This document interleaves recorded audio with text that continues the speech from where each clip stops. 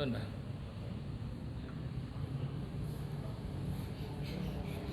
Bismillah. Salam. Allahumma faqih.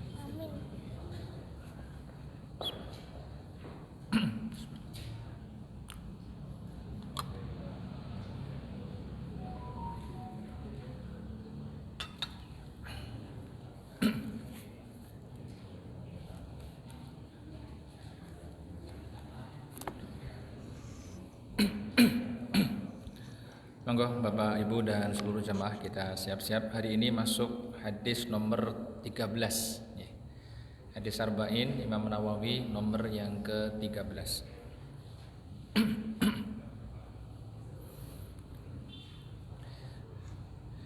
Bismillahirrahmanirrahim. Assalamualaikum warahmatullahi wabarakatuh. Bapak, Ibu dan hadirin jamaah Masjid Tanah Hal yang berbahagia, mari kita awali pertemuan pada kesempatan petang hari ini dengan membaca basmalah bersama-sama. Bismillahirrahmanirrahim. Alhamdulillahirabbil alamin. Alhamdulillahilladzi arsala rasulahu bil huda wa dinil haqq liyudhhirahu 'ala dini kullihi wa kafa billahi syahida. Asyhadu an la ilaha illallah wahdahu la syarikalah wa asyhadu anna Muhammadan abduhu wa rasuluh. Allahumma shalli ala Muhammad wa ala ali Muhammad kama shallaita ala Ibrahim wa ala ali Ibrahim innaka Hamidum Majid. Allahumma barik ala Muhammad wa ala ali Muhammad kama barakta ala Ibrahim wa ala ali Ibrahim innaka Hamidum Majid. Wa qala Allah ta'ala fil Qur'anil Karim, a'udzu billahi minasyaitonir rajim, innamal mu'minuna ikhwah. Ngan Abi Hamzah Anas ibni Malik radhiyallahu anhu khadimi Rasulillahi sallallahu alaihi wasallam anin Nabi sallallahu alaihi wasallam qala la yu'minu ahadukum hatta yuhibba li akhihi ma yuhibbu li nafsihi. Rawahul Bukhari wa Muslim. Hadirin jamaah salat maghrib yang berbahagia, insyaallah dirahmati oleh Allah Subhanahu wa taala, dan peserta kajian hadis Arba'in Imam Nawawi yang mudah-mudahan semuanya diberkahi dan dirahmati oleh Allah Ta'ala. Alhamdulillahirabbil alamin. Petang hari ini Allah Subhanahu wa Ta'ala memberikan banyak sekali kenikmatan kepada kita, baik lahir maupun batin, sehingga bisa hadir di masjid yang mulia ini untuk melaksanakan salah satu di antara kewajiban kita sebagai hamba Allah, salat maghrib secara berjamaah, lanjut dengan kajian, nanti insyaallah kita akhiri dengan sholat isya berjamaah. Saya berdoa kepada Allah mudah-mudahan pertemuan kita pada kesempatan malam hari ini mendapatkan keberkahan dan rahmat dari Allah Subhanahu wa taala. Hadirin sekalian, malam hari ini kita akan belajar bersama hadis Arba'in nomor yang ke-13 ya, tentang mencintai kebaikan untuk orang lain. Oke. Saya memulainya dengan apa yang Allah sampaikan kepada kita dalam surat Al-Hujurat, surat yang ke-49 ayat yang ke-10, di mana Allah Subhanahu wa taala menyampaikan innamal mu'minuna ikhwah. Sesungguhnya orang-orang yang beriman itu bersaudara. Orang-orang yang beriman itu bersaudara. Jadi siapapun yang mengucapkan dua kalimat syahadat ya, kemudian melaksanakan pokok-pokok Islam, maka dia adalah saudara kita. Meskipun barangkali berbeda sukunya, berbeda bahasanya, bahkan berbeda kewarganegaraannya ya, tapi ketika dia adalah orang yang beriman, maka dia adalah saudara kita. Nah, hadis ini yang ke-13 dari hadis arba'in Imam Nawawi ini menceritakan kepada kita satu bab tentang mencintai kebaikan untuk orang lain. Baik, kita akan mulai untuk pelajaran hadis ini, hadis kalian, yaitu apa yang disampaikan oleh seorang sahabat mulia namanya Anas bin Malik ngan Abi Hamzah, ya, dari sahabat namanya atau kunyahnya adalah Abu Hamzah. Sebagaimana biasa para sahabat dan kaum muslimin ini memiliki kunyah, ya, gelaran-gelaran, ya. Orang ini, sahabat ini namanya Abu Hamzah. Panggilannya Abu Hamzah. Nama aslinya Anas, ya, ada namanya Anas. Bapaknya namanya Malik. Ya, Anas bin Malik radhiyallahu anhu Al-Ansari, ya. Jadi ibu dan bapak yang dirahmati oleh Allah, kita belajar sedikit tentang sahabat Anas bin Malik ini. Dia adalah khadimi Rasulullah sallallahu alaihi wasallam, pelayan pembantu Nabi sallallahu alaihi wasallam. Jadi ceritanya Anas ini lahir di tahun 10 sebelum hijrah, ya. Jadi tahun yang ke-10 sebelum hijrahnya Rasulullah sallallahu alaihi wasallam.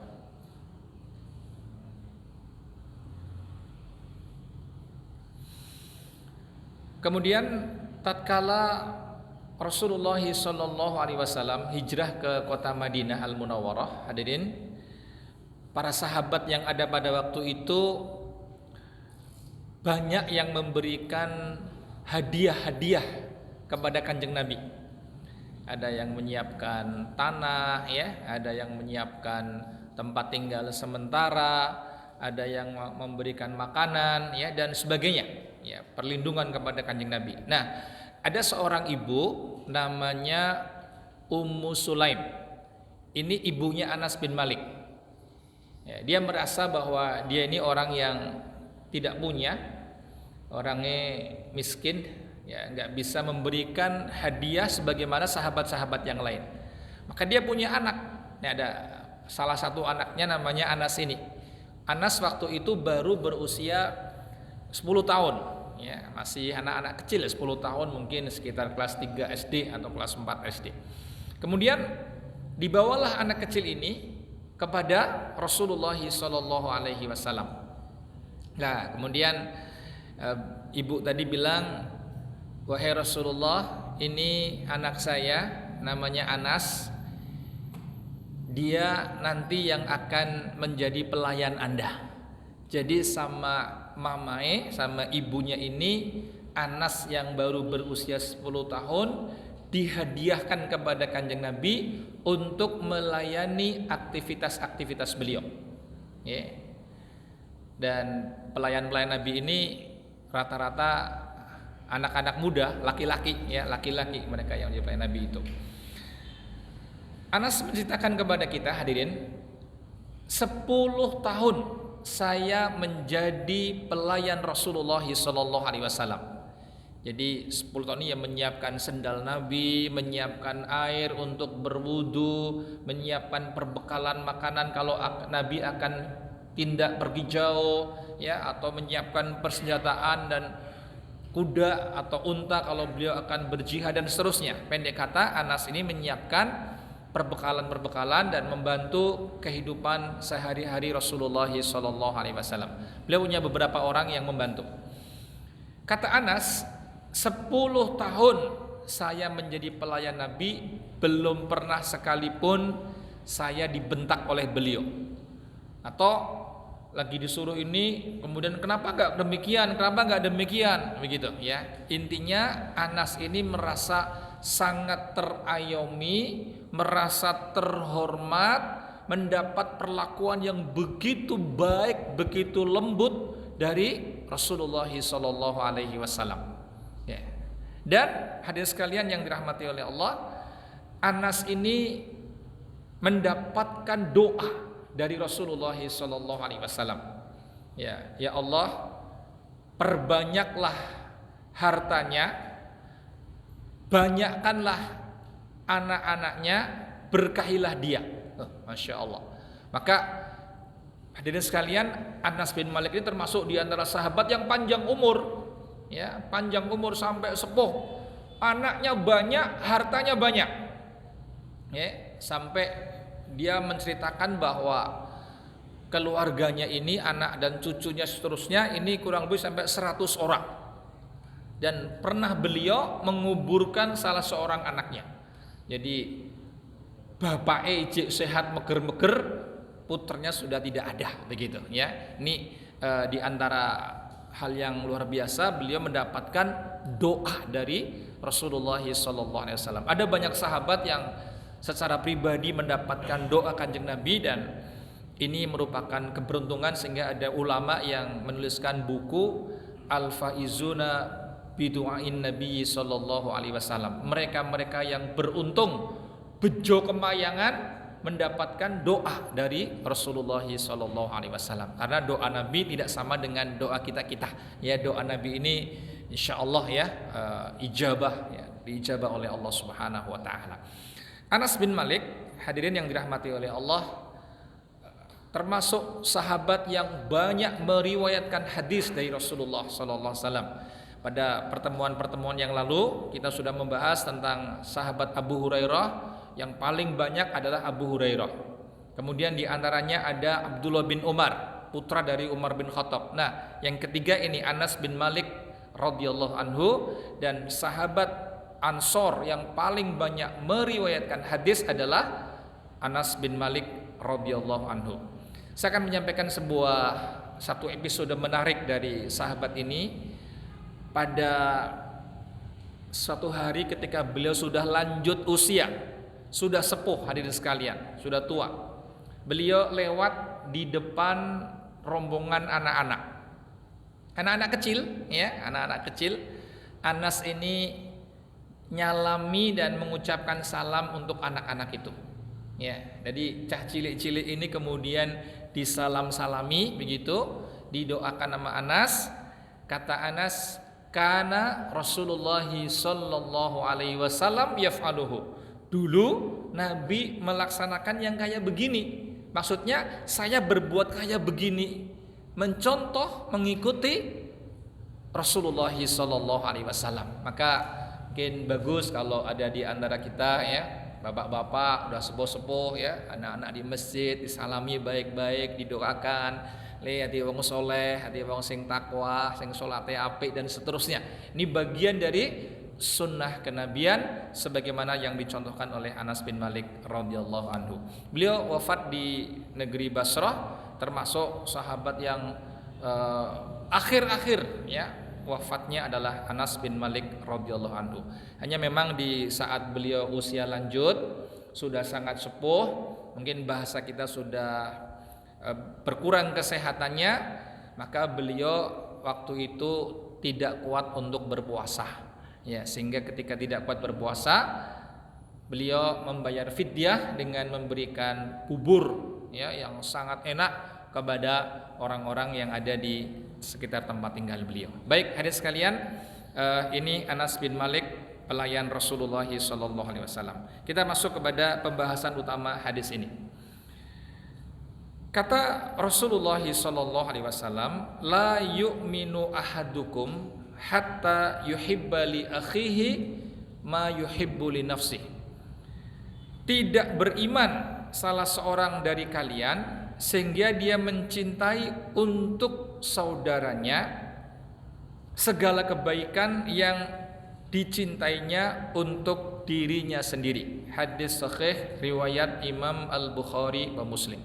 Saya ingin sedikit menyampaikan, kadang-kadang ada di tengah-tengah masyarakat kita diterjemahkan demikian, Bapak Ibu. Tidak beriman salah seorang di antara kalian sehingga dia mencintai saudaranya. Ya, ini terjemahnya kurang pas, bukan mencintai saudaranya, tapi li akhihi, mencintai untuk saudaranya. Ya. Sebagaimana segala kebaikan yang dicintainya untuk dirinya sendiri. Maknanya begini, kalau dia itu mencintai saudaranya segala kebaikan yang dicintainya untuk dirinya sendiri, ini berat. Karena kita harus menyamakan apa yang kita cintai juga untuk orang lain. Ya makanannya, ya pakaiannya, ya kendaraannya, ya rumah, ini berat. Ya, tapi kalau mencintai untuk saudaranya, ini sesuatu yang bagus, yaitu kita ingin kalau kita dapat kebaikan, orang lain juga dapat kebaikan. Kita kepengen kita sehat, orang lain juga sehat. Kita kepengen oleh Allah diberi rezeki yang halal, yang baik dan barokah. Kita juga kepengen orang-orang lain, sahabat kita, saudara kita itu juga diberi oleh Allah rezeki yang halal, yang baik dan barokah. Kita kepengen anak-anak kita menjadi anak-anak yang soleh dan solehah. Maka kita juga ingin orang-orang lain memiliki anak-anak yang soleh dan solehah. Kita bisa sholat berjamaah 5 waktu di masjid, maka kita juga ingin orang lain seperti kita bisa sholat berjamaah 5 waktu di masjid. Kita kepingin setiap pekan bisa hadir di majelis taklim. Kita ingin juga orang lain bersemangat ikut di majelis taklim. Ini kira-kira hadis demikian, Bapak dan Ibu yang dirahmati oleh Allah. Ya, kita periksa untuk beberapa kosakata. La yu'min, tidak beriman. Ya, kata tidak beriman ini mengandung beberapa pengertian. Tidak beriman bisa berarti kafir. Tapi ini bukan yang dimaksud dengan hadis ini. Ya. Tapi yang dimaksud tidak beriman adalah tidak beriman dengan sempurna. Berarti kurang imannya. Ya, siapa? Ya, orang yang tidak sempurna iman tadi itu, kalau dia tidak memiliki sifat demikian yang tadi disebutkan, ya, maka memiliki sifat senang saudaranya mendapatkan kebaikan, sebagaimana kita mendapatkan kebaikan, ini diantara tanda-tanda kesempurnaan iman. Sebagaimana juga kita tidak ingin, hadirin, kita tidak ingin misalnya kita dan keluarga kita sakit. Maka kita juga tidak suka kalau ada tetangga, sahabat kita sakit. Kita nggak punya duit, ya, sehingga kita juga nggak ingin orang lain nggak punya duit. Ya, kita nggak ingin anak-anak kita nakal, nggak sholat. Maka kita juga kepingin anak-anak putra putri dari sahabat-sahabat kita ini agar mereka jadi orang-orang yang baik, yang sholat dan seterusnya. Ini kira-kira demikian. Jadi kata-kata la yu'minu itu bukan berarti kafir. Ya, tapi dia tidak sempurna keimanannya.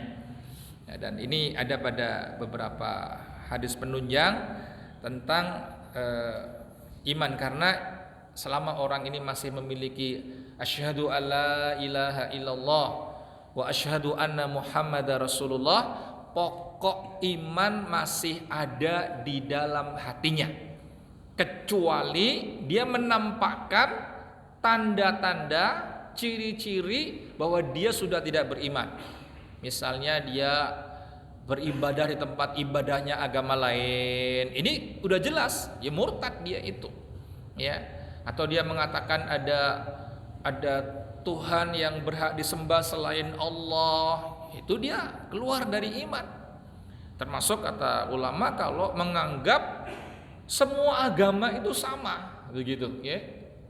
Oh, semua agama sama podo wae, itu bisa mengeluarkan dari keimanan. Kenapa? Karena Allah berfirman, innad dina indallahil Islam, sesungguhnya agama yang diridhoi di sisi Allah hanyalah Islam. Surat Ali Imran ayat 19, dan pada ayat yang ke-85 dari surat Ali Imran, wa may yabtaghi ghairal islami dinan falan yuqbala minhu wa huwa fil akhirati minal khasirin. Dalam konteks menjaga keimanan kita kepada Allah, siapa yang mengambil agama selain Islam gak akan diterima oleh Allah Subhanahu wa taala besok di akhirat, termasuk orang yang merugi. Li akhihi, untuk saudaranya, yaitu saudara se-Islam, ya. Ma bermakna segala, yuhibbu li akhihi ma yuhibbu li nafsih, mencintai untuk saudaranya segala yang dicintainya untuk dirinya, berupa kebaikan, dan tidak menyukai untuknya segala hal yang tidak disukai untuk dirinya sendiri. Baik hadis kalian yang dirahmati oleh Allah, hadis ini merupakan dasar-dasar yang penting di dalam adab. Jadi ada beberapa hadis kata para ulama yang merupakan pokok-pokok inti tentang masalah adab dan akhlak. Pertama, hadis tentang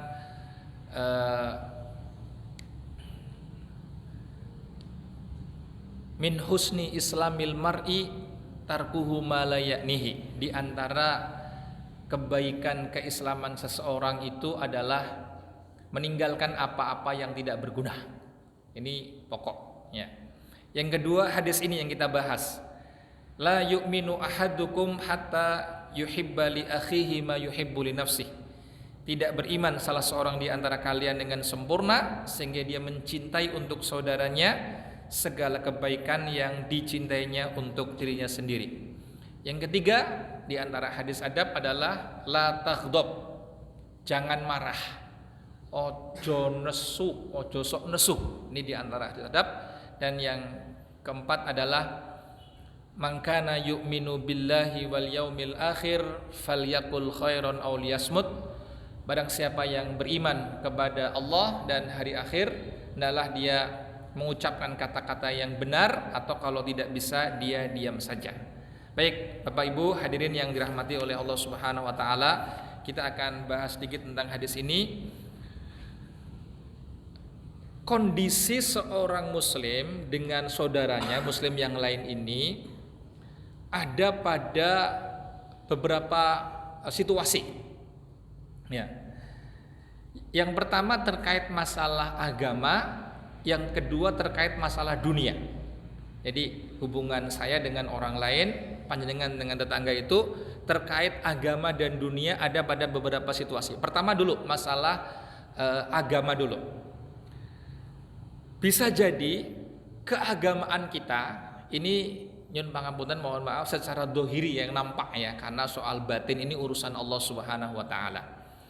Yang nampak kita lebih baik dari saudara kita. Lebih gampangnya kita lebih soleh begitu kira-kira. Jadi yang pertama ini kita lebih soleh. Alhamdulillah sudah sholat berjamaah di masjid 5 waktu, sudah rajin membaca Al-Quran, berpuasa di bulan Ramadan, sementara saudara kita ini belum. Maka pada kondisi yang seperti ini kita lebih baik kita kepingin saudara kita ini menjadi minimal seperti kita, yang belum di masjid menjadi ke masjid misalnya. Ketika ada Pak D. Joko atau Ustadz Ahmad Jamian lewat di tempat teman yang mau ke masjid ini belum sholat misalnya, ini kita ajak untuk sholat karena kita ingin beliau juga merasakan nikmatnya sholat berjamaah. Kita yang sudah bisa membaca Al-Quran, ada teman kita belum bisa baca Quran, kita kepingin ya Allah mudah-mudahan teman saya bisa baca Quran, kita doakan, kita dorong, kalau perlu kita bantu ajari baca Quran. Jadi pada kondisi kita lebih baik, kita kepingin orang ini meningkat paling enggak seperti dengan kita. Maka sahabat mulia namanya Abdullah bin Abbas radhiyallahu anhuma mengatakan, seandainya saya mengerti ketika membaca Al-Quran satu ayat dari kitabullah, mengerti, memahami, saya kepingin orang lain punya pemahaman yang sama dengan saya, ngerti kayak saya memahami ayat ini. Ini diantara keutamaannya. Kalau kita secara keagamaan sama dengan teman kita, alhamdulillah kita bersyukur kepada Allah, teman kita baik begitu Kemudian kita juga sama-sama dengan teman kita ini untuk berfastabiqul khairat, berlomba dalam kebaikan. Tapi kalau yang ketiga Bapak Ibu, kondisi kita secara agama kalah dengan teman kita. Teman kita ini sudah sama-sama ke masjid tapi datangnya awal, soft paling depan sendiri begitu ya, bisa sholat sunnah sebelum sholat misalnya, maka kita kepingin seperti beliau-beliau ini. Ya Allah, teman saya lebih soleh, ya Allah, saya kepingin. Teman kita tiap hari tahajud atau rajin berpuasa, kita belum. Maka kita kepingin, ya Allah, mudah-mudahan ya Allah saya bisa seperti beliau-beliau ini ya Allah, orang yang soleh, orang yang baik ya Allah, berkahi beliau ya Allah, begitu. Ya, maka untuk mereka-mereka yang kondisi keagamaannya lebih baik, hadirin yang dirahmati oleh Allah, kita hendaklah berusaha untuk mencontohnya, ya, mencontoh beliau-beliau ini. Nah, ini masalah keagamaan ya.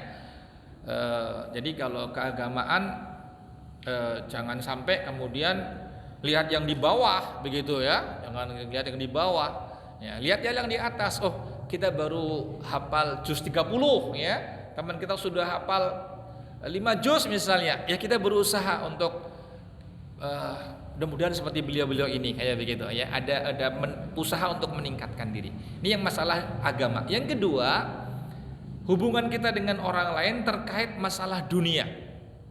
Ya, masalah dunia. Nah, masalah dunia ini pertama bisa jadi kita lebih baik dari teman kita. Umpama kita punya sepeda motor, teman kita nggak punya motor. Ya, kita kepingin sahabat kita ini juga diberi kemudahan oleh Allah, bisa punya motor sehingga lebih mudah untuk melaksanakan aktivitasnya.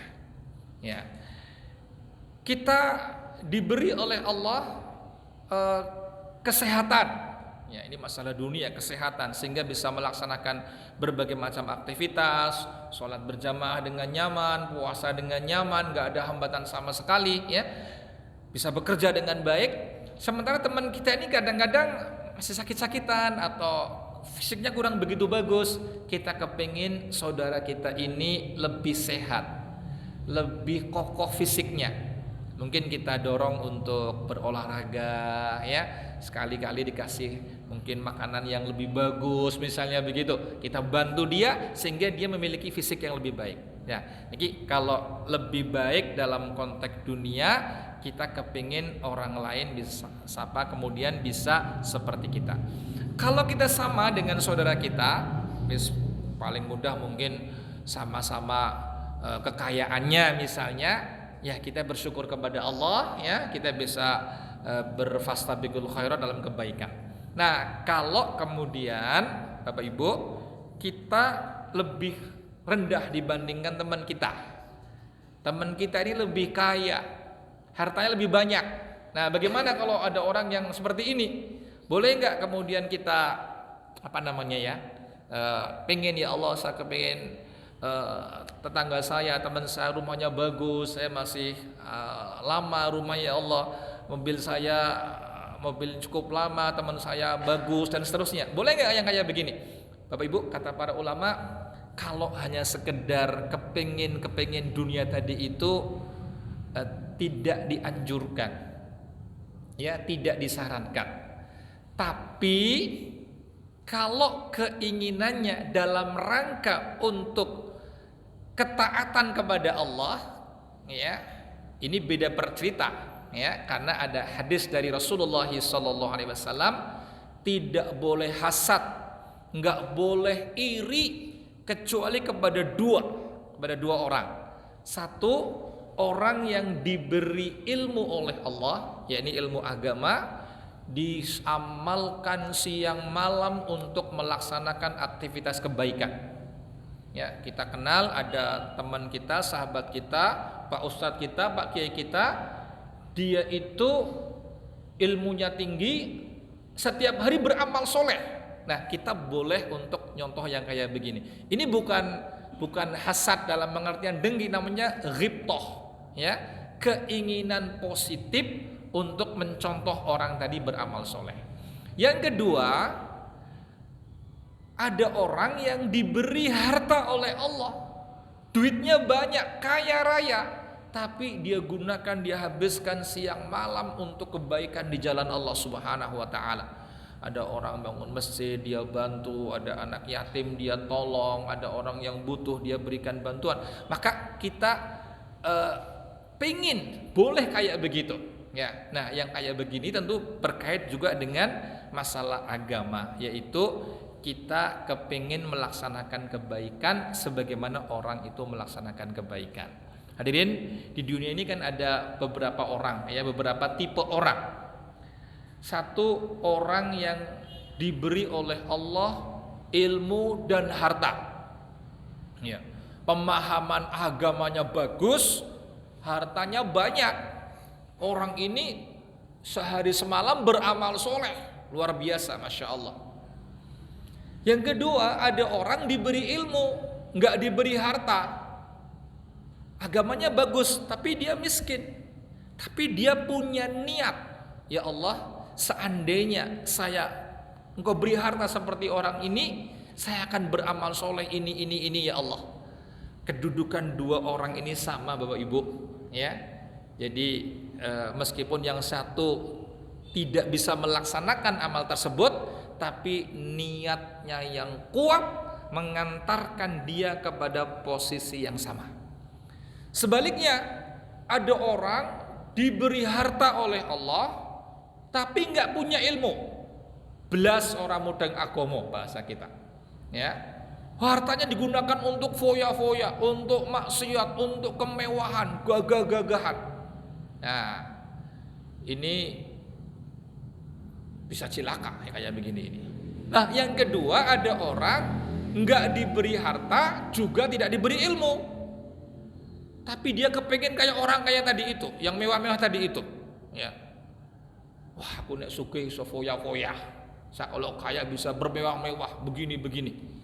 Ini juga sama posisinya, meskipun ini orang miskin nggak bisa apa-apa, tapi punya niatan yang buruk kalau dia jadi orang yang kaya.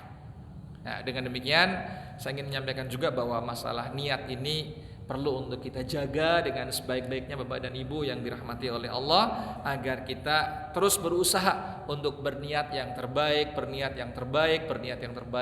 dalam kehidupan kita. Kemudian hadis ini, penjelasan para ulama, tidak mungkin diamalkan kecuali bagi orang yang hatinya bersih ya. Jadi kita mencintai kebaikan untuk saudara kita sebagaimana kita ingin kebaikan buat kita. Itu nggak mungkin kalau hatinya tuh nggak bersih, nggak mungkin ya. Apalagi dia punya hasad, kedengkian ya. Yang jelek itu kalau orang itu punya kedengkian, tahu temannya sukses, wah dia merasa tersaingi ya.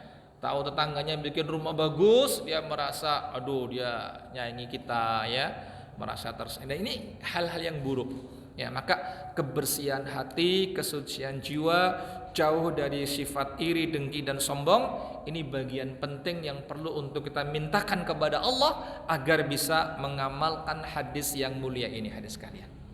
Yeah. Di kalangan sahabat dulu, tentu ini contohnya luar biasa, kayak gambaran yang nggak mungkin, tapi ini pernah terjadi ya.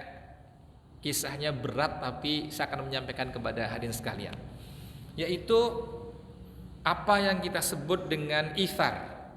Ithar ini salah satu cabang iman yang tinggi, yaitu seseorang mengutamakan orang lain padahal dia juga butuh ya. Ini salah satu contoh tentang ithar ini, misalnya pada awal-awal hijrah Rasulullah SAW ke kota Madinah Al-Munawwarah. Nabi begitu hijrah ke Madinah, ada beberapa hal yang beliau lakukan. Pertama, membangun masjid, Masjid Nabawi. Jadi masjid ini merupakan tempat untuk ibadah, tempat untuk taklim, tempat untuk musyawarah, tempat untuk menentukan sikap kaum muslimin. Bahkan pada masa Nabi start peperangan dari masjid begitu ya. Malah pada masa Nabi pernah juga masjid dipakai untuk latihan bela diri ya. Tentu bukan pada waktu sholat, tentu bukan pada waktu taklim begitu ya. Mungkin kalau pagi ya jam-jam 8 sampai jam 10 misalnya begitu ya. Ini bisa, nggak apa-apa.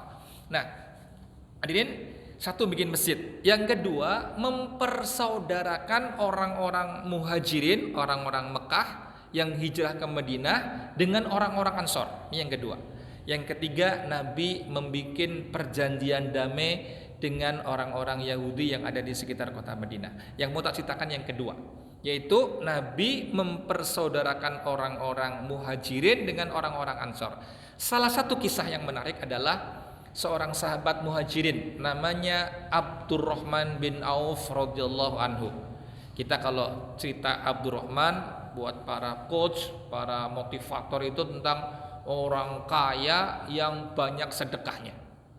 Nah, Abdurrahman bin Auf radhiyallahu anhu ini dari Mekah, ini konglomerat orang kaya. Ketika kemudian hijrah ke Madinah, seluruh hartanya, kekayaan ditinggalkan di Mekah. Maka mendadak miskin. Ya. Karena hartanya ada di kota Mekah. Sama Nabi, orang ini kemudian dipersaudarakan dengan orang Ansor, namanya Sa'ad bin Rabi. Ya, ada orang namanya Sa'ad bin Rabi. Orang Ansor, Bapak Ibu. Nah, Sa'ad ini orang kaya. Sa'ad bin Rabi ini orang kaya. Sama Sa'ad bin Rabi, dia bilang begini sama Abdurrahman, "Akhi, saudaraku, saya punya harta yang banyak. Nanti tak bagi dua. Separuh buat Anda, separuh buat saya." Ini kisah langka. Yang kedua lebih berat lagi, kata dia, "Saya juga punya istri dua. Kalau kamu mau nanti tak ceraikan. Kalau udah habis masa idahnya, kamu tak nikahkan dengan dia." Luar biasa nih. Orang mantan orang kaya, miskin mendadak, ditawari harta oleh orang kaya di Madinah. Sama kalau mau istri sekalian. Masya Allah. Abdurrahman juga bukan orang yang basa Jawa ini dremis ya, gendang. Mana cepat, aku butuh banget ya. Jazakallah khairan kasir. Enggak, hadis sekalian ya. Dia mendoakan ini sahabatnya, semoga Allah memberkahi harta dan keluarga Anda. Cukup untuk saya tunjukkan pasar di kota Madinah. Akhirnya kemudian dia berdagang di pasar kota Madinah. Gak lama kemudian Abdurrahman bin Auf menjadi konglomerat lagi, begitu ya. Jadi orang yang sangat kaya, masya Allah, luar biasa. Tapi saya ingin menyampaikan kisah tentang Isar tadi, mengutamakan orang lain.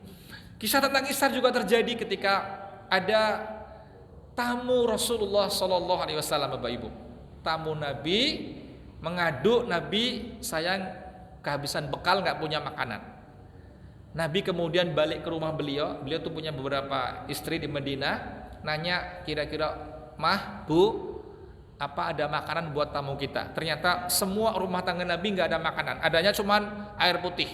Masa ada tamu jauh kelaparan sebuah air putih? Tentu tidak pas begitu.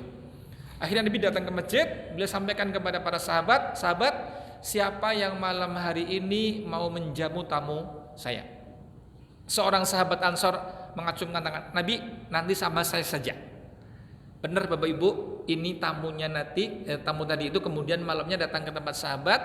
Sahabat ketika sampai di rumah ketemu sama istrinya bilang, "Mas, di rumah ini nggak ada makanan kecuali buat anak-anak." Ya, jadi suaminya nggak ada makanan, istrinya nggak ada makanan, hanya buat anak-anak saja. Istrinya juga nggak marah-marah, "Kamu kok nggak kabar-kabar dulu, tanya dulu makanan ada nggak di rumah." Dengan sangat pede mungkin begitu ya, untuk nanti malam ke tempat saya saja, begitu, ke rumah saya. Istri juga nggak marah Bapak Ibu, istrinya orang yang baik banget begitu ya. Nah kemudian gimana nih solusinya? Tamu udah datang di rumah, udah gini aja, nanti anak-anak dihibur, dipok-pok ya, dihibur ya, biar tidur begitu ya, dihibur tidur. Terus tamunya diajak ke ruang makan. Sebelum masuk ke ruang makan, lampu dimatiin semuanya. Ya, jadi bahasa kita, "Pak, silakan dimakan, monggo-monggo dipun dahar," begitu ya. Yuk kita makan bersama. Suami istri menemani tamunya makan, tapi hanya berpura-pura, etok-etok dahar. Mungkin kalau pakai piring sendok bahasa sekarang klutak-klutik. Kalau sayurnya pedes, kalau megap-megap sidik, asline tuan rumah tidak makan sama sekali. Tapi karena lampunya mati, mereka kan nggak ngerti, tamunya nggak ngerti ini, ya. Coba kalau lampunya nyala, silahkan Pak dimakan, silahkan begitu. Lah bapak, udah. Tentu tamunya nggak nyaman, nggak enak, dia wes terima golek liane wae, begitu ya. Nggak jadi makan, ini karena gelap dia makan. Masya Allah, tamu itu kenyang hadis sekalian, dia kemudian pamit, semalam sekeluarga kelaparan.